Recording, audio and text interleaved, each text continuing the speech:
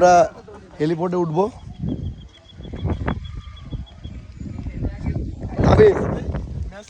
তোমার কি বলো? আসলে আমি বের হয়েছি বাসা থেকে আসলে পাহাড় দেখার উদ্দেশ্যে, আল্লাহর নিয়ামত দেখার উদ্দেশ্যে। তবে আলহামদুলিল্লাহ আমি যে প্রথমবারে সফল হবো এটা আমি কখনো ভাবিনি।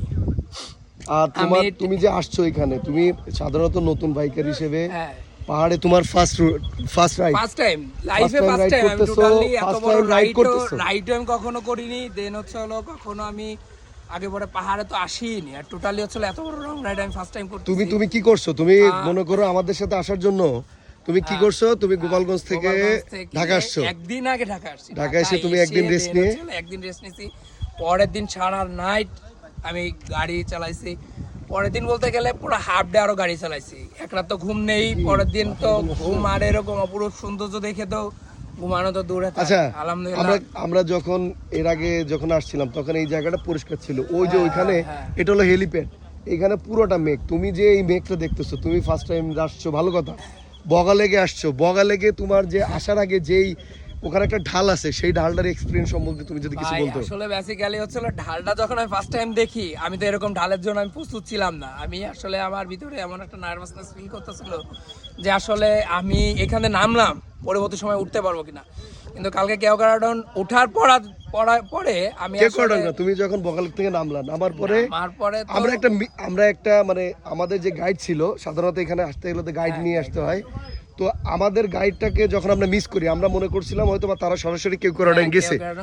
তো আমরা আসলে না জেনে না বুঝে যখন আমরা গাড়ি নিয়ে এখানে কেওক্রাডন চলে আসলাম, তখন আমরা কি জানতে পারি যে আমরা মানে এখানে আসলে ইমপ্রেস হয়ে যাই, সারপ্রাইজ হয়ে যাই। ঠিক আছে, যে কি বিষয়ে রাস্তা সম্পর্কে আমাদের কোনো ধারণা ছিল না, এর সৌন্দর্য সম্পর্কে কোনো ধারণা ছিল না। জাস্ট আসার পর সব থেকে বড় কথা হচ্ছে আমরা যখন কালকে ফার্স্ট টাইম আসলাম, তখন কি হলো, কালকে হচ্ছে 1 তারিখ ছিল, যেটা উদ্বোধনীয় ডে ছিল। এখানে পুলিশ সুপার ছিল, ঠিক আছে, এখানে আর্মির অনেক বড় জেলা প্রশাসন সবাই মোটামুটি এখানে উদ্বোধনী অনুষ্ঠান বা যাই হোক তারা শেষ করে এইখানে কালকে পর্যটকদের জন্য উন্মুক্ত করে দিয়েছে। আর সব থেকে বড় কথা হলো, উন্মুক্ত করে দেওয়ার পরে আমরা আনফরচুনেটলি যে আমরা যে এখানে চলে আসছি, আমরা মনে করে জানতাম না এটা যে আমাদের জন্য উদ্বোধনীয়।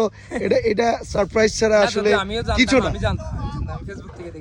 আচ্ছা, যাই হোক, এটা আমাদের জন্য আসলে এটা ফার্স্ট টাইম হইলো আমাদের এক্সপিরিয়েন্স। যদিও সিটিতে রাইড করা হয়, কিন্তু পাহাড় সম্বন্ধে সিটিতে রাইড করলেও যে পাহাড়ের যে অভিজ্ঞতা, এটা অর্জন করতে হবে অবশ্যই। এখানে অনেক ভাইরা আছে যারা করে দলবদ্ধ হয়ে ফটো তুলতেছে। তো যাই হোক, সবাই খুবই এক্সাইটেড। এখানে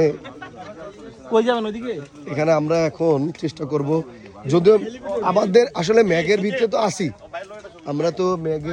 তো আসি, মেঘের ভিতরে আর নতুন করে ছবি তোলা বা মেঘকে জানার মতন আর কিছু নাই যদিও।